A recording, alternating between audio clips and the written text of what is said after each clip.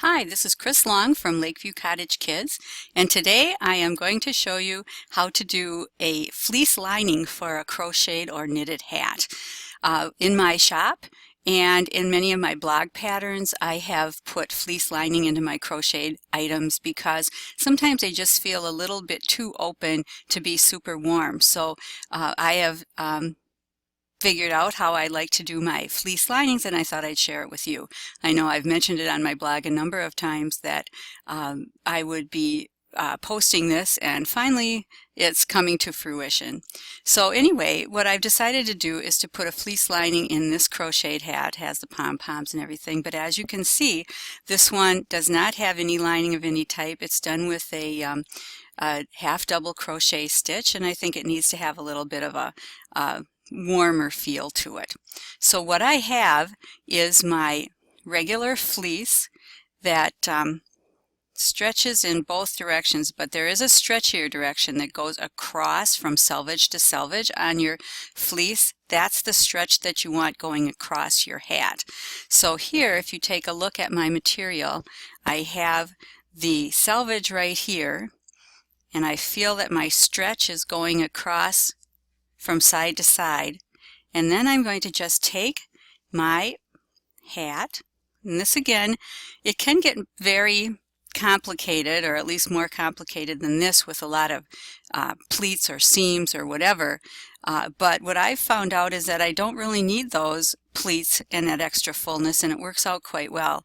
I've been doing this for a number of years, and it's worked out very well. I first tested it on my grandsons, and they kept saying, "Grandma, we want to have that snuggly, comfy stuff in our hats," and it has worked out very well for every hat that I've put it in, actually. But what I do is I have double thickness of my fleece with the selvage on the side, or at least so that you can feel that you've got your stretch going across, and you want to put this on straight, so you've got your hat on so that it's not going to be crooked or slanted. You want to have that going with the grain of this, or at least going with the stretch.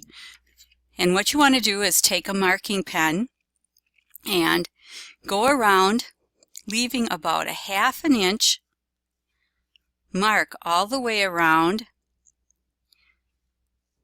your hat, even down the ear flaps, not all the way to the bottom, but almost, and go all the way around, and this is giving you your cutting line. Okay, once you got all of it done except the ear flap part, bring it down a little bit, bring it across, bring this one down, and then you can take your pattern, your hat, off, and basically you've got your markings that you're going to cut on. Then what you do is cut through both layers. Notice I'm not really using any pins or anything. Just cut along your mark.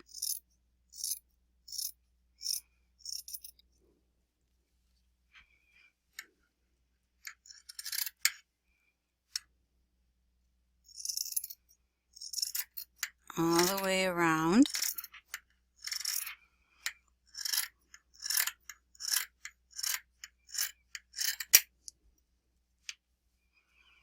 And on the inside, or the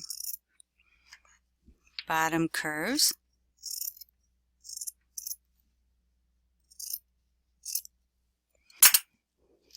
And there you have your two pieces.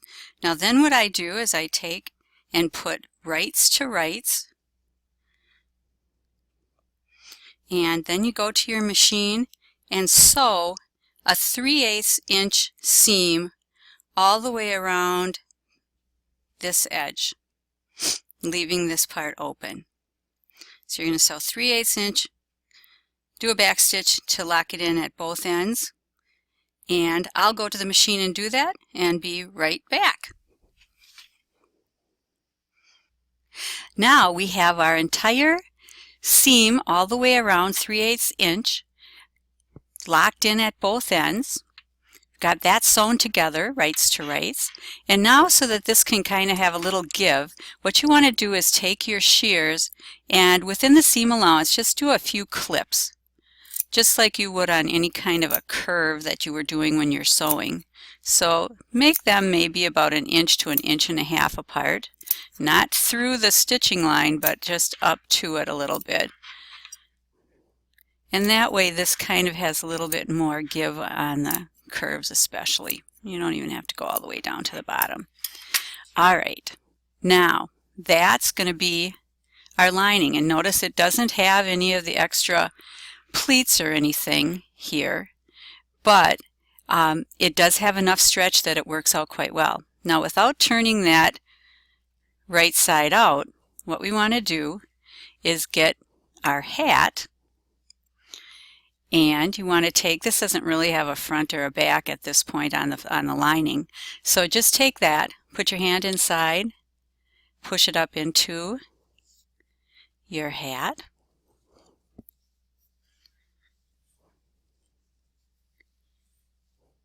And then on the ear flaps, I usually do those, pin those first. I have my pins available right here. So I'm going to go to the flap, and with this I'm going to turn this under about 3/8 of an inch and put it about 1.5 inches from the bottom of the ear flap, right along where you can see one of the rows of half double crochet. Put in a pin. Then I'm going to go over to the other side, do exactly the same thing, and I'm kind of opening up the seam where I'm turning this under. And in the same place on this side, put a pin. And then kind of find the front center, turn it under, and right here turn that under, and about maybe 1/4 of an inch from the edge, put that fold and pin. And again on the other side, right, turn it under 3/8 and about 1/4 of an inch from the edge, pin. Okay, now so you can see what we've done so far. There's the 2 pins in the center. Here's the pin on the ear flap and on the other one. Then what I do is just go around and put a few more pins on these corners by the ear flap. I turn that under like so. Put a pin, so that kind of gives a nice corner where that ear flap edge is, and then I go around and pin in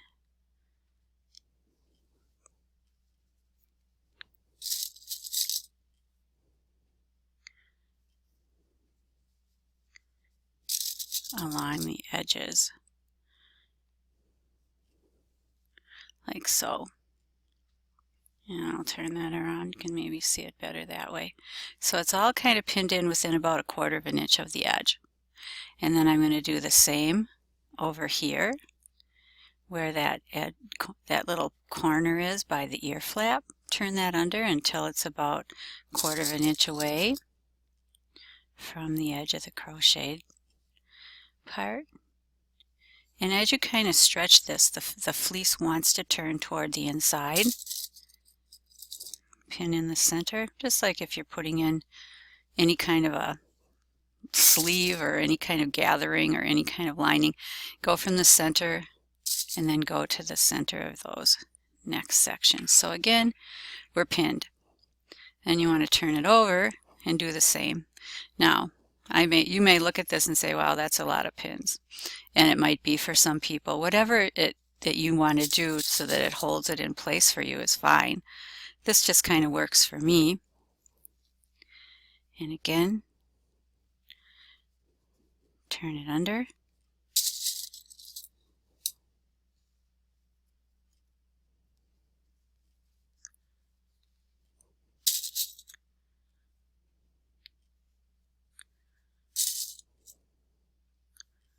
pin, and then we have this one last part, so it's just four parts of the same. Turn it under.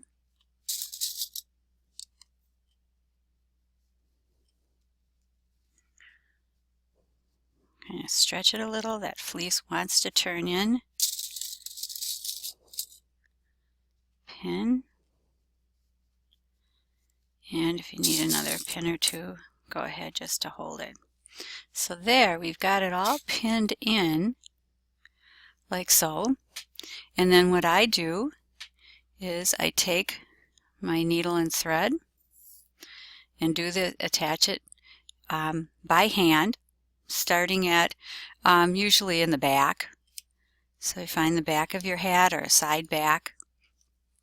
And what I do is just a hidden blind stitch, basically. I hide my knot. Now this is not a double thread, this is just a single thread. I have a knot in there, and then I kind of come through the fold of the fleece, hide my knot, and then grab a stitch on the hat and come into the fold of the fleece for about 1/4 to 3/8 of an inch. And then I grab another stitch, go under in the fold of the fleece, pull it through, taking out pins as you go along. And yes, granted, because you have quite a few pins, especially in the start, sometimes your thread will get hung up on that, but there you go.